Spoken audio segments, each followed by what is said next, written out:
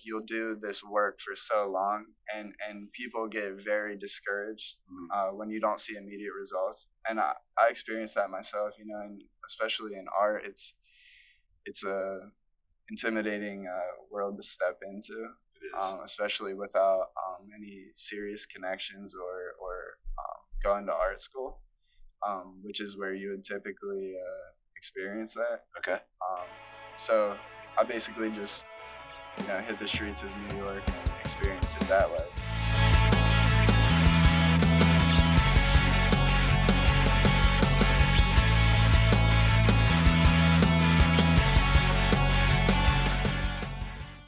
Hey, Jack Lehr here, down in Lehr Podcast. I have this guest with me. Met him about a little bit more than a year ago, and he is one of the most talented and up-and-coming artists that I think this world is just getting ready to experience. I believe in his talent and what this guy's about, and I'm super grateful that Justin Ruby from York, Pennsylvania is here with me today, man. Hey, I'm glad to be here. Yeah. So one thing we got to do is we got to have way more energy. Okay. And don't be shy. All right. We have a big audience out there. Yeah. I feel like I'm being interviewed after like a basketball game, like a press conference. It is. It's definitely a press conference here, and you have a special friend in the audience, right? Yeah. My boy Nori. Yeah. So I know it's not Nori Easter; it's Nori. And Nori, I got to meet him. Incredible young man. He's got some serious heart. Pure heart. Super intelligent. He's got a brother that's has all these Division I offers. A junior at my alma mater. Jewels. Yeah. Jewels golf. Yeah, my goodness. Yeah. I saw him play. The kid's a stud. Yes, yeah. Yeah. I seen him. What did he have? 4 touchdowns when we were there? Jeez. I mean, can we wake Justin up, please? Can somebody give him a shot? A prod, a cattle I need prod? coffee. Some more coffee? Sarah's out here. What's going on, Sarah? Okay, she's not a part of this, but she wants you to wake up, okay? All right. Because if we're gonna go out there and share information on how to help others and what you're about, you got to be awake. We do. I agree. So that's one of the things about Justin. I want you to talk a little bit about your past and what you're doing right now. Let's just talk about what type of art. I'll do a basic introduction. Beautiful. Basically, I would call myself a painter. But the paintings, the focal points are such as the portrait or the hands and arms, usually the flesh.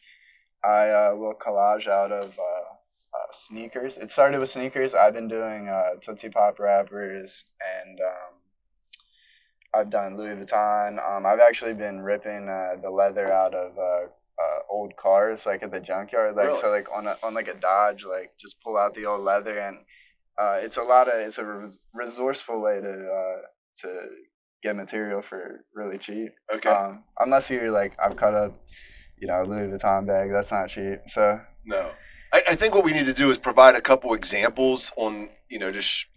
Oh yeah. We'll show some examples of what you're doing here so that everybody can see it. But you've got to. It's pretty remarkable to see, on the shoes that you've cut up, some expensive shoes, right? Yeah. Probably the most expensive is, I guess, the Off-White Jordan 1s. Okay. Which are, I don't know if you know who Virgil Abloh is. He actually just passed away. I believe it was that this year. Yeah. So many people have been passing recently. It's tragic, in media. But, yeah, Virgil has this brand called Off-White, and they did a collaboration with Nike that just went absolutely insane back in, I want to say 2017, 2018. Okay. And so those Jordans, they were very limited. Those were about probably at one point $3,000. Wow.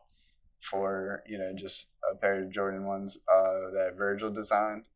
So they actually just had this amazing show I saw in New York City.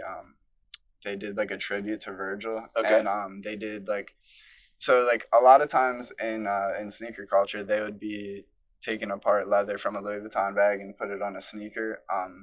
And it really blew up, but Virgil actually got the job with Louis Vuitton and actually made it a legit collaboration. So it was a big deal for streetwear. Yeah. And they had this, Louis Vuitton had this beautiful tribute to him in New York City, which was just like, you just had to see it in person. Wow. So some people are going to question, go like, why is Justin here today? Okay. So here's why Justin's here. So again, met him a little bit over a year ago, and then we connected off of a mutual acquaintance. And I think the big thing is that, like, I understood what this young man, this young man's talent was all about. And I was like, why aren't you like getting out there and being way more on social media and putting you're one of the most incredible talents that this art world has seen. There's people that are. It's humbling to hear. Yeah. So it's like, I think that the beautiful part about Justin is that he's just stepping into his own powers and self-belief. So I'm having him here because we started sharing some philosophies, which were pretty cool. Yeah. So I shared some books with you to read. Yeah. Never Split the Difference. That was huge just for like negotiating. Negotiating, right? Yeah. But he really breaks it down into like a psychological encounter rather than just numbers, you know? Right. So that was really helpful. I've already made money just from that book. So like, wow. Thank you. I think that's Mr. Voss, right? Yeah. Okay. yeah. Chris Voss. Voss. Yep. Yeah. Thank you, Chris. Atomic Habits for sure. Okay. I believe that's James Clear. That was a beautiful read. And then other than that, I've really been getting into Malcolm Gladwell. Okay. I started with Outliers, Talking to Strangers, and now I'm on Tipping Point. So he basically is like breaking down. I just know the general idea of Tipping Point, but it's like you'll do this work for so long, and people get very discouraged when you don't see immediate results. And I experienced that myself, you know, and especially in art, it's a intimidating world to step into, especially without any serious connections or going to art school, which is where you would typically experience that. Okay. So I basically just, you know, hit the streets of New York and experience it that way. But reading the books, it really gives you like a sense of peace and like belief in yourself, because you know, like, it makes you feel like you're not alone, and you feel better about what you're doing, you know. And then like celebrating the small wins and things like that, where you know, you're like, all right, I'm doing this for a reason, and like at least you're seeing something, you know, along the way. So I think a lot of people forget about, they put all this energy and effort, and they're close to that tipping point. Yeah. Like there's this flywheel momentum that starts happening that a lot of people keep going, but they never get there because they stop or they don't do it consistently. And like the high school that we went to, at the old high school, on the front it says, much good work is lost for the lack of a little more. Yeah, I remember that. They continued that on. Did they? Yeah. So like that only started meaning something to me not that long ago. Yeah. You're way younger than me, right? Like by eons. So, but I think that's something that's super relevant, especially in any industry, not just real estate, not just in the art field, but a lot of artists that I know. And my sister went to NYU and is in the dance and entertainment world. So I see a lot of artists that I met. I think you're one of them as well, where you don't get those big rewards, and sometimes it takes many years to get there. Especially with an artist career, you know. And like growing up where I did, it was either like athletics was the primary way of, you know, getting out if you're not a scholar, you know. Right. Which, like, not that I wasn't interested in furthering my knowledge, but just the style of the education system didn't benefit my learning style or my talent or interest. So definitely, I totally forgot where I was going with it. That's okay. Here's the thing. You said what? Here's the funny part about this.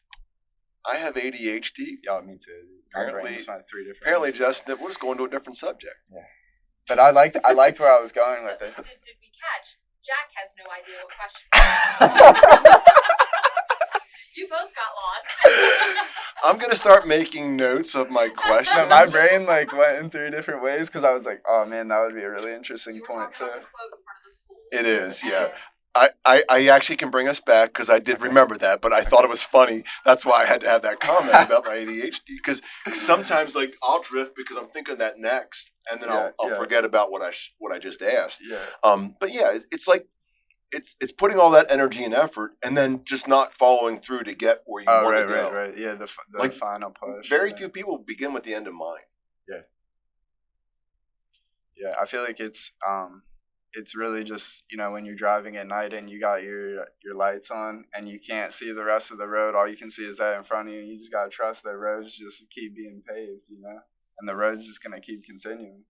And like I've been really close to the point like depression is real as shit when you're an artist. Like, well, it's real shit for it's personal, It's part of it's a big part of our world right now. Yeah. There's a lot of people who experienced it going through what we just went through. And when you put all that energy and effort and all that work and you're not getting paid, or you're getting paid limited, then it makes it difficult to stay. Yeah. Right? Yeah. So it becomes, if you don't love it with like all your heart, it's hard to get up some days. It is. And like, especially when it just doesn't work out, and sometimes you feel like, and it's because we invest our emotions. And I was over investing into singular things when I needed to just diversify that a little bit and like just trust in the process and hard work too. And like for many years I was being lazy. And because I was used to just being the best at where I was. In the little pond. Yeah. And I was just being lazy because I was used to them just like rolling shit out for me. And then you go to New York and you're like, you're right into that shit. So. It's a rude awakening. Yeah. So but like, what drives you? Like, is it the end game or is it the process? It's changed. Because when I first started, money was like I didn't really come from a family where wealth is abundant, So and that's a common story, when you grow up. I used to think that I was like alone, but a lot of people, so many people are living the same narrative, and but it's not the beginning, it's the journey along the way. And so I think definitely like just the passion of like just continuing, like waking up every day and being like if I don't do this, what's the alternative? And like something Brad Lee said, I've really been watching his videos. He's like, whenever you're like fearful of taking the next step or something, just think to yourself and say like, what is the worst possible thing that could happen here? Yeah. And he's like, are you gonna die? No. Then just fucking do it, And like, I just started having that attitude, and I started truly working hard and finding out what hard work truly was, because it's not just like manifesting will get you to a certain point and like calculating your mindset and having everything aligned that way. If you're still laying on the couch, just dreaming up ideas, that shit is not going to happen. Like, it takes real work. Well, I kind of remember our first meeting. We sat down at for a beverage or two. Where was it? Crimson. Yes, I remember that. Sitting outside, and we were talking about, and like I heard all this incredible talent. I heard this like incredible potential drive, but I kind of called you out a little bit, didn't I? Yeah, and I appreciate it. Because what did that sound like? A lot of people will just say, they'll just tell you what you want to hear, because they don't want to disappoint you, or but really you're disappointing me because you're not telling me the truth. Yeah, This is kind of fucked up because I'm getting a little emotional because I remember that moment. I was saying, this kid's super talented, and he's wussing out, man. Yeah. Like, why is he not doing these things necessary to get where I believe where he can go? Right. Yeah. And really, I had gotten in a tricky financial situation. I'm still dealing with it right now. Yeah. Which I was just kind of walked into something I wasn't really ready for, and I had to overcome a large deficit. Yeah. So that's the best thing you can have. Yeah. So growing up not having the wealth, and I was very fortunate to have the same scenario. I had parents who loved the living shit out of me, so I was wealthy in that respect. But I grew up in North York, didn't have my own bedroom, by the old Central High School. Again, sister, mom and dad, I was deeply loved. So that way I was spoiled. Right. Money, no. But that's one of the most beautiful ways to grow up. Yeah. Isn't it? It is. Yeah. Because you have it's almost like a blank slate. You know, I've met people who like they are very well off. And not even like when I was growing up, I'd be like, damn, that person's rich. No, they're not rich compared to this person or Right. this person or this person. And you start to see like really how some people are actually living. Yeah. And the pressure on them is immense. And they're really trying to keep something going that they did not start, and they have not been prepared for this. And I'm like, I want to be me. I don't want to be you. You know what I mean? And I used to be so envious of that person or those people. Yeah. And like envy and jealousy and things like that is like really what was holding me back for a long time.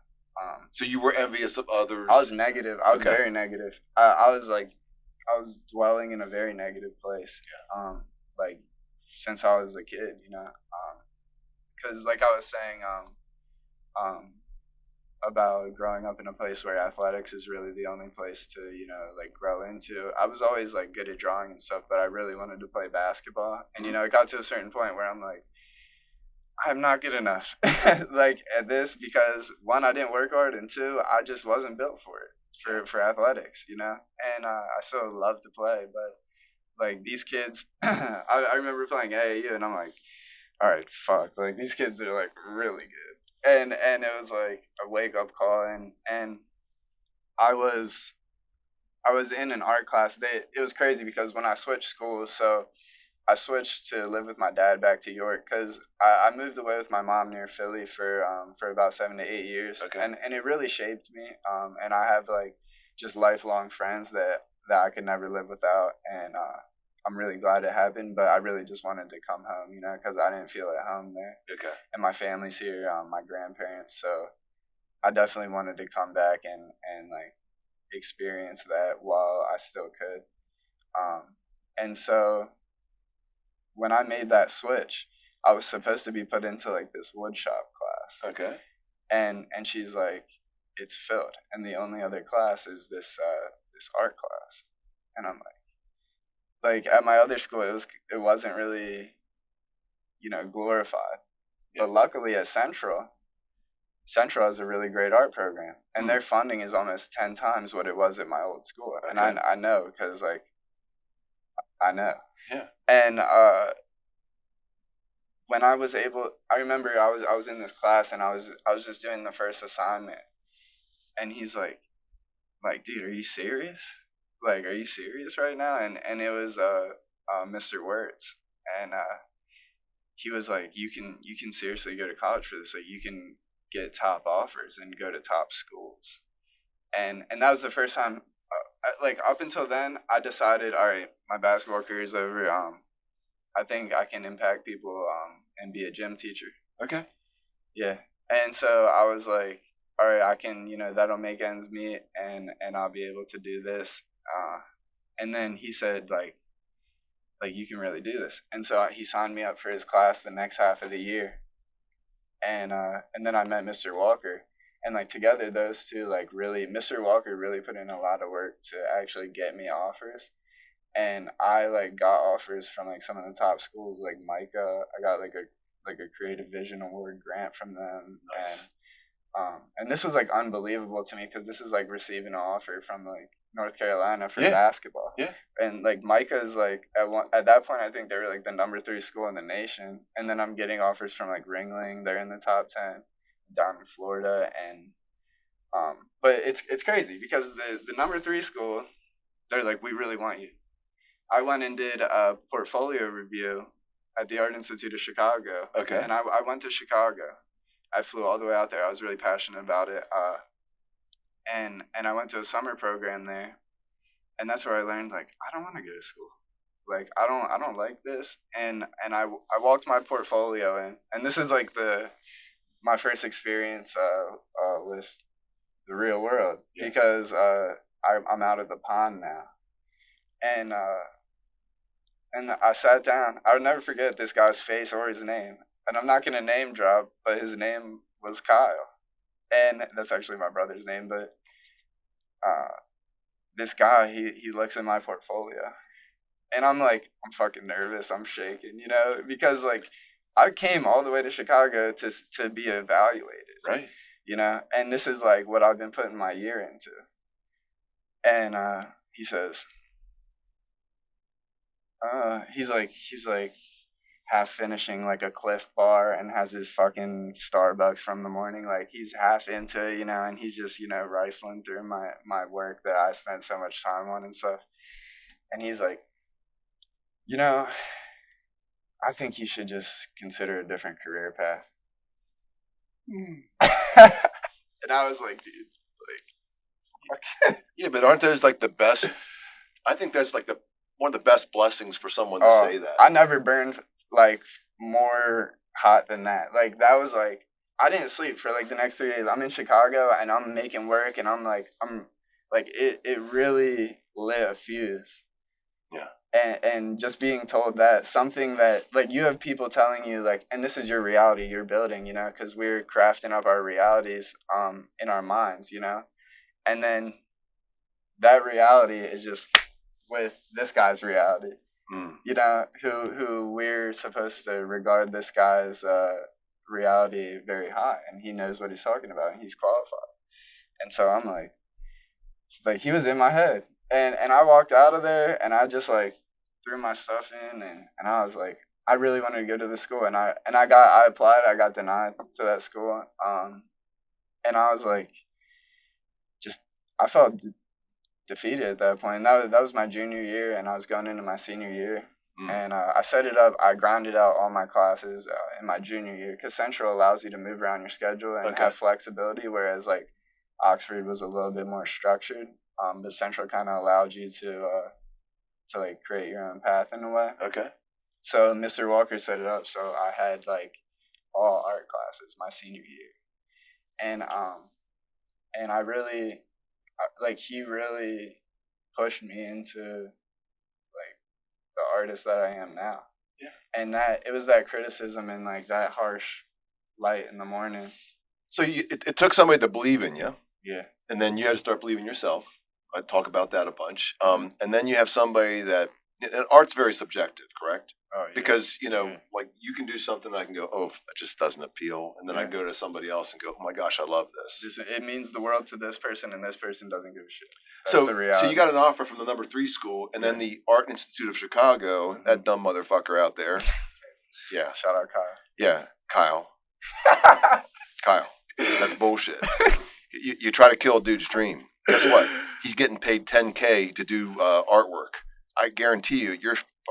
Anyway, Kyle. 15. Stop being a Kyle. Anyway, the Kyles and the Karens out there. Son of a bitch. That's just ridiculous. I actually met a Karen recently, and she was very offended by the Karen movement. Like it is like it's detrimental to like her dad. And I was told that there was only 236 Karens left in this world. I was watching Sirius XM or listening to it, but I guess I'm wrong. Yeah. But anyway, go ahead. No, I don't know. It was a come to grips moment for me because I was throwing the term around too loosely, Yeah. And like we got to be sensitive to that. Anyway, we love Karens, we love Kyles, but that Kyle, you're a jackass. Not my brother Kyle. My brother Kyle is crucial to the game plan. That's definitely. Yeah. But this guy, what a bedank. You kill a kid's dream. How about you just say, you know what, this isn't the right one for me, but here's what you can do. And we get caught up when people tell us what we can't do. Right. And that, you're talking about it right now. But when somebody tells you, I feel like I realized this in that moment. When somebody tells you you can't do something, it's a reflection of their limitations, not yours. So they're forcing their reality on you. Yeah. So Justin, let's talk a little bit about that and get more into that journey versus the end game. Mm-hmm. Yeah. I was actually talking with the owner of the gallery that I'm now a part of, and so somebody signed you, right? Yeah. Technically there wasn't a contract. It's like handshake agreement. But yeah, my work is up in his gallery now. But you have product in his gallery. Yeah, and It sounds like a contract to me. Verbal, yeah. It's an agreement. Yeah. We can have fun on those agreements, right? Yeah, that was a good one. Let's go.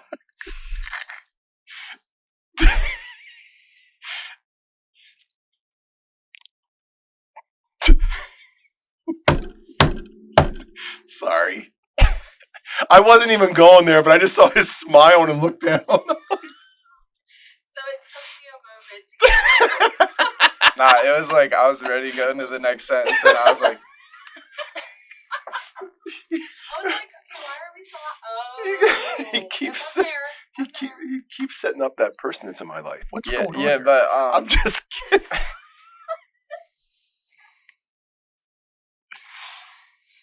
Are you okay? Yeah, I'm great. Okay, good. Oh my God. I've never been better. I'm enjoying every bit of this. I think we just keep this in here. We're gonna have a great blooper reel just out of this. I think you should just do this and make it go really fast. For those that Just cut out all the laughs.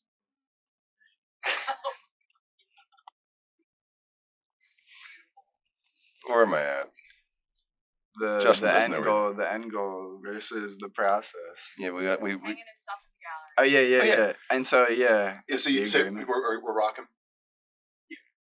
So you're hanging your stuff in the gallery. Yeah, and I was having a conversation with him, and he's like, Justin, like he was kind of having that discussion with me, and he was saying,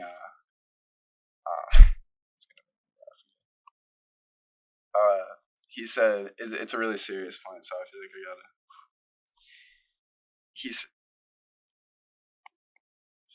Now I'm just off topic. Oh, he said, and like Andrew's really intense, but he like gives you really good information. Okay. Like I know you guys would be like, it would be like battle of the minds for like you guys might never leave the room, but it's like, yeah, he said like when you free yourself from wanting, that's when you'll feel fulfilled.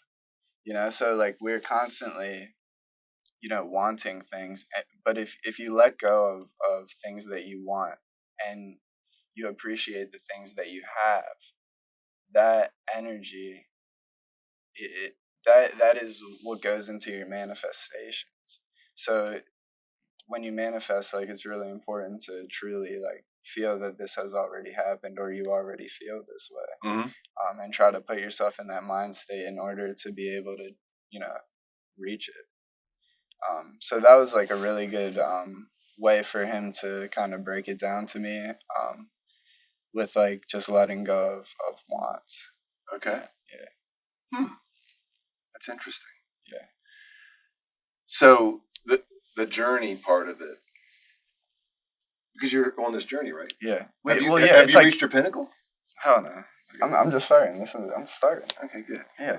So you better damn well enjoy this journey. No, exactly. Because there's going to be a lot of... And I have been, like, I can say, like, I thoroughly enjoyed this year so fucking much. Like, I just really loved life this year. So, like, it was a really, a really good positive shift in my attitude, too. Yeah. I used to have a really shitty attitude. Like, if you ask people, like, there's definitely a group of people who will be like, yeah, Justin's an asshole. Because they haven't seen me in, like 6-7 years, Welcome to the club, brother. Yeah. Right.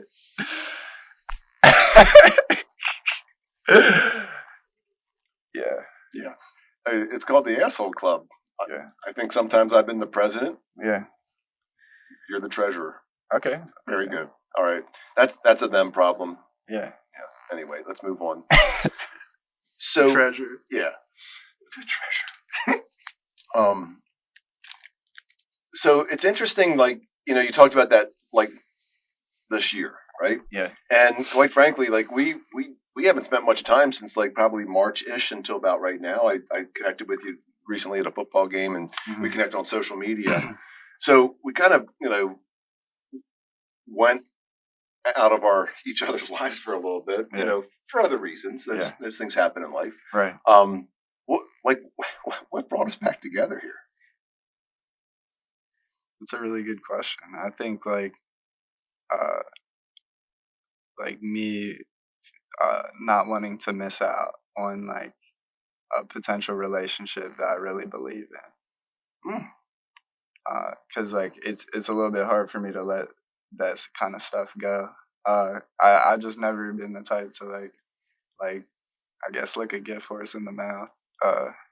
But yeah, I just felt like especially when you're young, it's really good to find like mentors who will really like coach you to success and actually tell you what you need to hear. So I would say that definitely.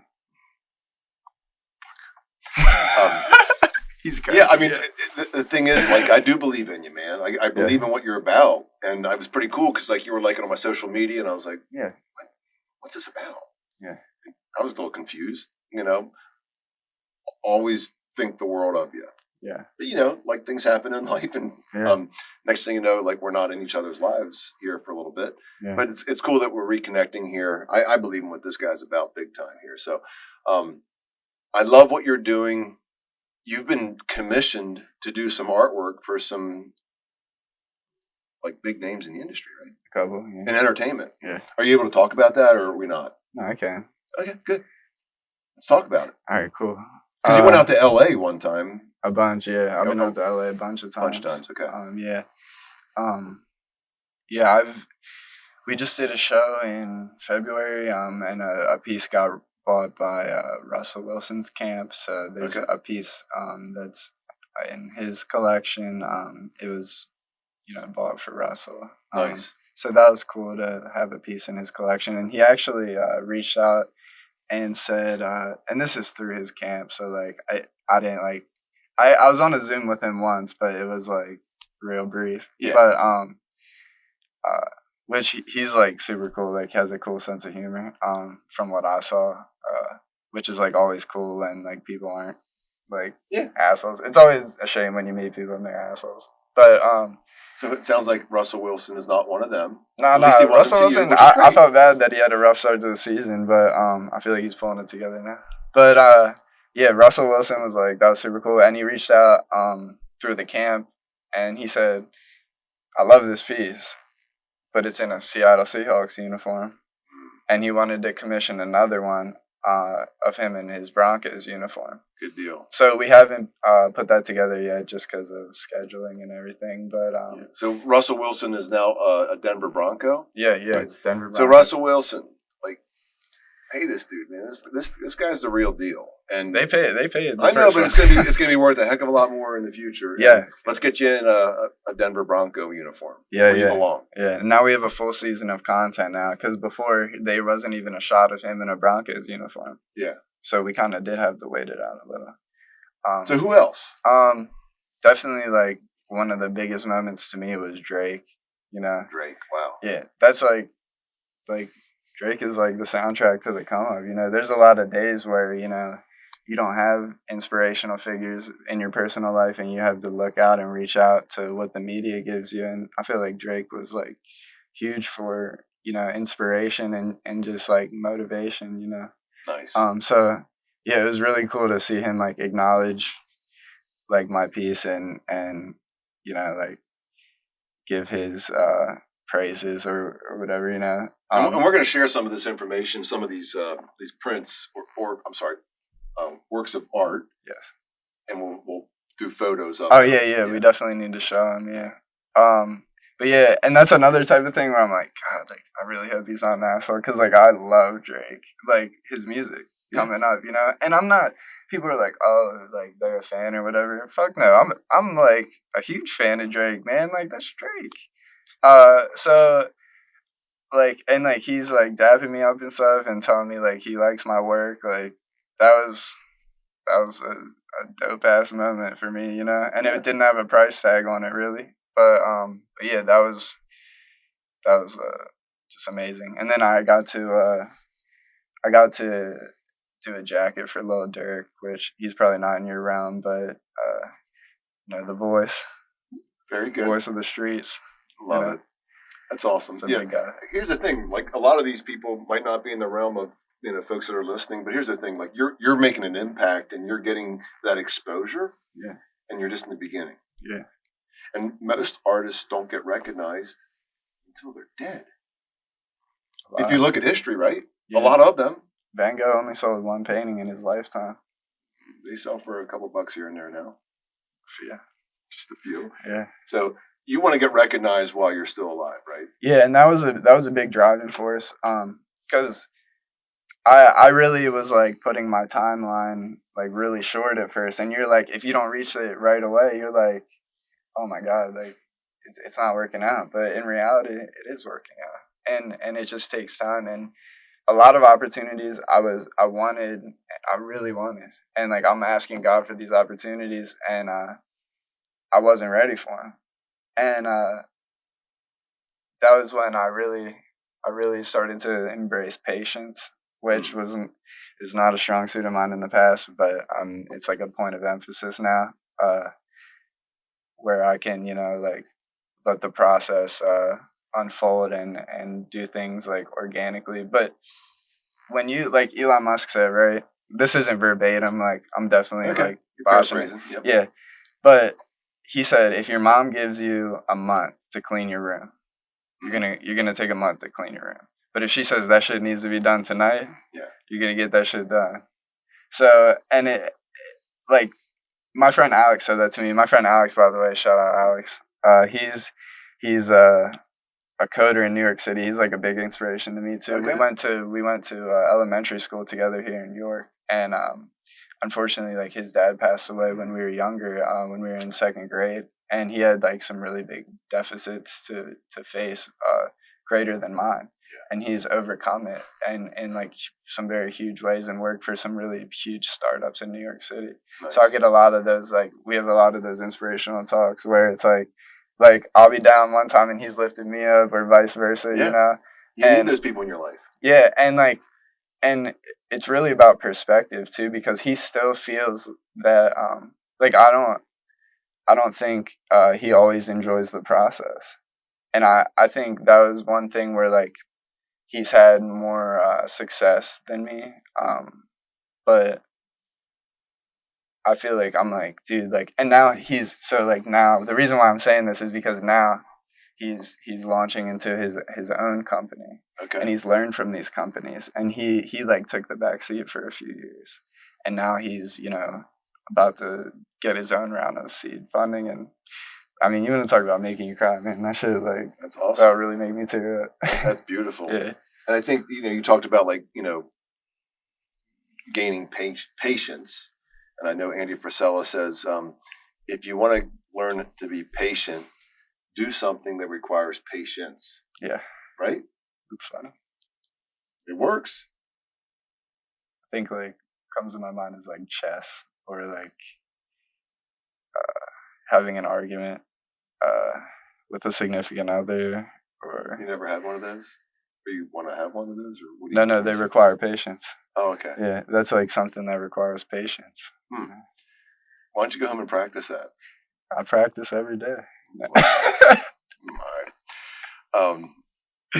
It's really cool. Like when we were talking a little bit with your buddy Nori out here. Yeah. And I think shout out Nori. The cool thing about what I heard out of him is he listens to some pretty incredible humans that give inspiration and motivation. Yeah. And he mentioned a couple like Eric Thomas, I believe, and Inky Johnson. And I think the one thing that you have this friend that you get to hang out a couple times a week with, right? I have a bunch of friends like that. Yeah. And like that's really where I used to be very like money centric and want to have the biggest number in my bank account, but like the real value in life is the people, and your relationships. Yeah, I mean you can do both, but here's the thing: money comes and goes. Yeah, and try to keep those relationships. Those are important. Yeah, I think you got a good one out here in the audience. I think he's cheering for you. He is. I'm cheering for him in life, yeah. right? Yeah. So let's talk a little bit about that. You guys have an aspiration. Yeah. To inspire a bunch and do a nonprofit. Yeah, I really I like getting engaged with the community because I feel like there have been like times in the past when people haven't really like stayed in touch with where they're from and like they could have done more. And like I really want to do something for York and just the city in general, where like it can have a long-term effect, and maybe it's not like instant or anything, but it can kind of grow with me and my success and our success. And so basically, me and Nori had this idea. I'm like, me and Nori are staying in touch, like here and there, like, but I've been keeping up with his career because he got a degree in social work at Shippensburg, and now he's pursuing a dual master's in policy, public administration, right. And social work, yeah. Yeah.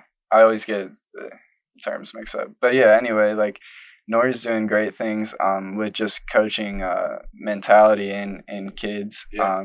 Is that what what's it going to do? Yeah, so like what he's doing right now is at the wellness center at Ship, where he'll counsel kids and stuff, but we kind of want to bring that here and instill that in the youth here. Okay. And also young adults too, because like unfortunately a lot of people don't get those resources until they're and they may never get the resources, honestly. Yeah.